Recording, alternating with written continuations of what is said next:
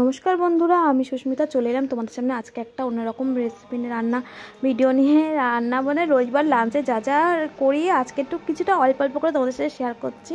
তাই দেখো, আজকে গেছিলাম বাজার থেকে এসেছি, দেখো ফুল টাটকা টাটকা ফুল দেখে আর লোভ সামলাতে পারিনি, নিয়ে নিয়েছি একদম ফুলগুলো। আর এই দেখো বাড়িতে এসে ভালো করে ধুয়ে ধায়ে একদম এই যে বেসনের মধ্যে একটু বেসন দিয়েছি অল্প করে, আর দিয়েছিলাম এতে চালের গুঁড়ো, কালো জিরে, আর লঙ্কা গুঁড়ো, হলুদ গুঁড়ো, লবণ স্বাদ মতন দিয়ে ভালো করে মাখিয়ে রেখে দিলাম। দিয়ে তারপর কড়াইতে তেলটা গরম হতে এক এক করে আমি ছেড়ে দিচ্ছি। তাই স্কিপ না করে পুরো ভিডিওটা তোমরা দেখো, আশা করি তোমাদেরও খুব ভালো লাগবে। যদি ভিডিওটা ভালো লাগে লাইক কমেন্ট শেয়ার করে দিও, আর যারা আমার চ্যানেলটা নতুন দেখছো তারা প্লিজ বন্ধুরা সাবস্ক্রাইব করে দিও। আর যদি ফেসবুক পেজ থেকে দেখে থাকো কেউ, যদি ভিডিওটা আমার ফলো করে দিও বন্ধুরা। তাই এই দেখো এখানে দেখো আমি ফুল করে দেখো এক এক করে দেখো তেলটা গরম হয়েও গেছে, কিন্তু আমি এক এক করে আস্তে আস্তে ছেড়ে দিচ্ছি। এত দেখো তেলটা ছিটাচ্ছে না হাতের মধ্যে, আমার ভয়তে না আস্তে আস্তে কিছুক্ষণ পর দেরি করে দিচ্ছিলাম কুমড়ো ফুলটা। তা তোমরা কারা কারা এই ফুলটা ভালোবাসো অবশ্যই কিন্তু কমেন্ট করে জানিও বন্ধুরা।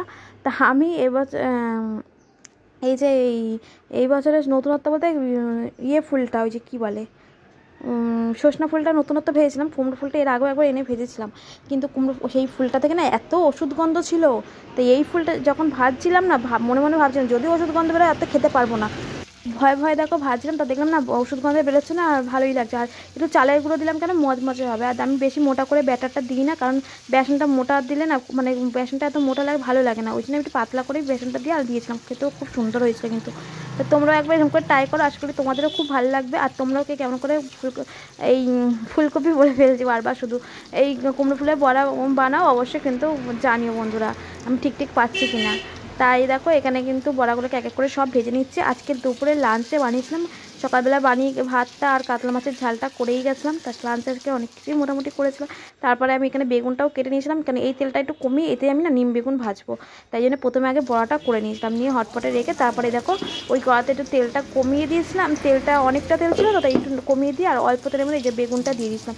তা বেগুনের এই নিম বেগুনের মধ্যে হলুদ দেয় কিনা আমি সত্যি জানি না, তাই কিন্তু আমি কিন্তু এই না হলুদ দিও নি, লবণ স্বাদ মতন লবণ দিয়েছিলাম। লবণটা দিয়ে আমি বেগুনটাকে ভালো করে ভেজে নিয়েছি। নিয়ে তারপর যে দেখো নিম পাতাগুলো ছিল সেগুলো আমি কড়াইতে দিয়ে দিয়েছি, দিয়ে ভালো করে ভেজে নিচ্ছি। আর পাশে দুটো টমেটো দিয়ে নিয়েছিলাম, টমেটোগুলোকে পোড়া বানাবো, শুকনো লঙ্কা দিয়ে মাখবো, হেভি লাগে। তোমাদের কার কার টমেটো পোড়া ভালো লাগে অবশ্যই কমেন্ট করে জানিও কিন্তু। তা দুপুরে এবারে লাঞ্চ রেডি। এখানে স্যালাডটা বানিয়েছিলাম, শসা, পেঁয়াজ, টমেটো, ধনেপাতা, লেবু দিয়ে লঙ্কা দিয়ে মেখেছিলাম। আর এখানে এই যে টমেটো পোড়াটা, কাতলা মাছের ঝাল, এখানে কুমড়ো ফুলের বড়া, আর এই নিম বেগুন ভাজা, আর এই নবাবী মুড়িটা আমি বানিয়েছিলাম দুদিন আগে, সেইটাই ফ্রিজে ছিল, তা মনে থাকে না। এই যে আর বোঁদে কিনে আনা হয়েছিল, আর ডাল। ভিডিওটা ভালো লাগলে লাইক কমেন্ট শেয়ার করে দেবেন। বাই বাই, দেখাবে নেক্সট কোনো ভিডিওতে। সবাই খুব ভালো থাকবেন, সুস্থ থাকবেন। আজকের মতো টাটা।